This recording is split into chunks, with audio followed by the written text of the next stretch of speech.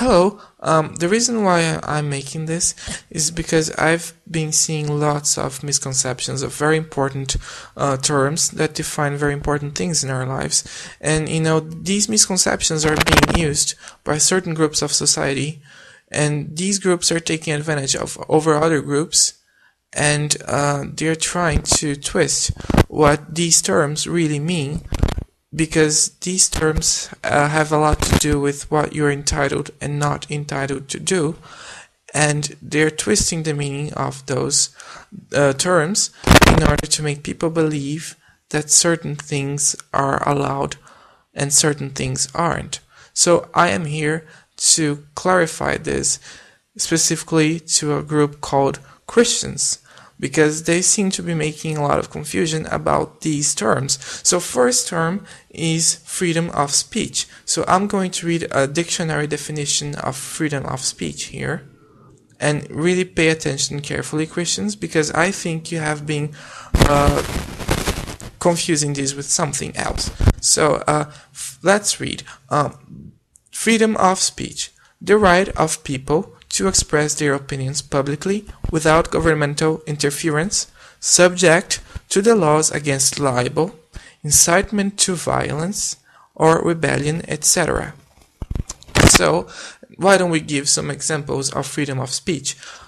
If you want to post an article on your page saying that you hate the president, you hate the government, that you think the president isn't doing a nice job to the country, that he isn't building enough schools, it's freedom of speech. It's okay, you can do that. Okay, second example, you tell your friends that you hate Chinese food. They just don't like it, you can't swallow that. You don't like it. That's freedom of speech, you can say that. Okay, third example, you don't like to wear jeans. It's that simple. I mean, you're not going to buy jeans. That's totally okay. It's your freedom.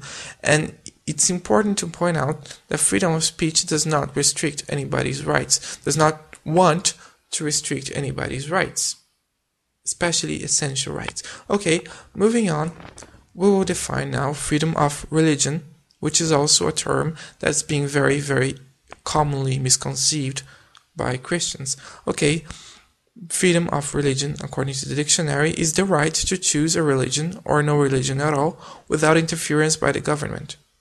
Okay, that's very important to know. So that means that you can choose any religion you'd like without the government or anybody else, especially members of religion groups, trying to tell you what you should or shouldn't choose. Okay, now let's define the kind of state that America is, the kind of state that the country where I'm from is or is supposed to be, which is a secular state, according to the dictionary. A secular state is a concept of secularism, whereby a state or country is officially neutral in matters of religion, neither supporting nor opposing any particular religious beliefs or practices. A secular state also treats all its citizens equally regardless of religion, and does not give preferential treatment for a citizen from a particular religion over other religions. Most often, it has no state religion or equivalent. So it's funny because the United States are a secular state, but they have in God we trust in the dollar signs. So that's a very, very big problem. And that's not really the main problem here.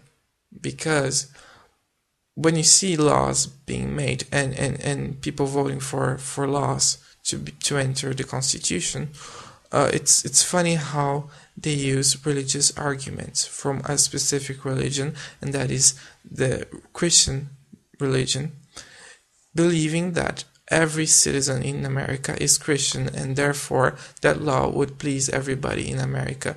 And that makes a very big problem, don't you think? Because imagine you as a Christian person, and you have in the government, you have people from Islamic background who are trying to pass a bill saying that it's okay to go out in public areas and with bombs and kill everyone around you because that's written in their holy book. How would you how would you feel? That's a rhetorical question anyway. I'm pretty sure I know how you would feel, because I feel like that every day. Anyway, now let's define something that people never talk about, and they're very smart when they don't talk about it. Hate speech. Let's define hate speech. Hate speech is a communication that carries no meaning other than the expression of hatred for some group, especially in circumstances in which the communication is likely to provoke violence. Hate speech can be any form of expression regarded as offensive to racial, ethnic, and religious groups and other discrete minorities, or to women. So, now let me ask you a question. Between hate speech and freedom of speech, what sounds more like what you're doing to gay people right now, trying to restrict their rights to get married, trying to restrict their rights to, express their sexuality? I don't mean having sex in public. I mean, kissing, holding hands. What do you think that sounds more like? Do you think that sounds more like hate speech, or do you think that sounds more like freedom of speech? Because if you remember the definition of freedom of speech, there is a very specific part that says that freedom of speech is subject to the laws against libel, incitement to violence, or rebellion. So you see that you are inciting violence here. So what you're doing is not exactly freedom of speech. It's actually quite opposed to it. It's actually hate speech. And that's exactly what you're doing now, is exactly the same thing as a neo-Nazi person in any part of the world is doing. And what they're doing is clearly a crime.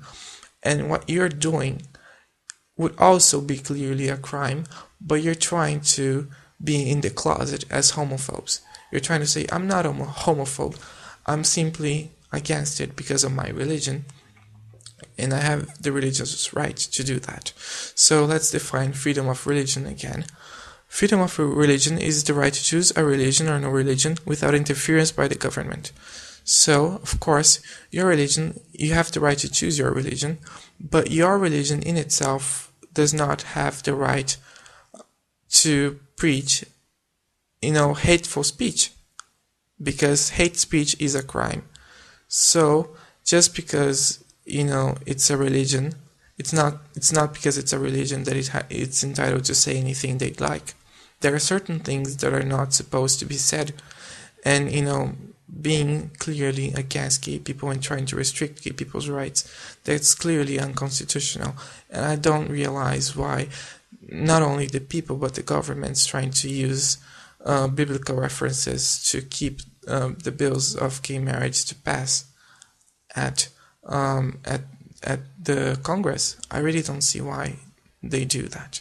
So this was a little lesson about certain terms that are making certain confusions. And I hope you start to think twice before you try to claim freedom of speech when you say hateful things about gay people. Good night.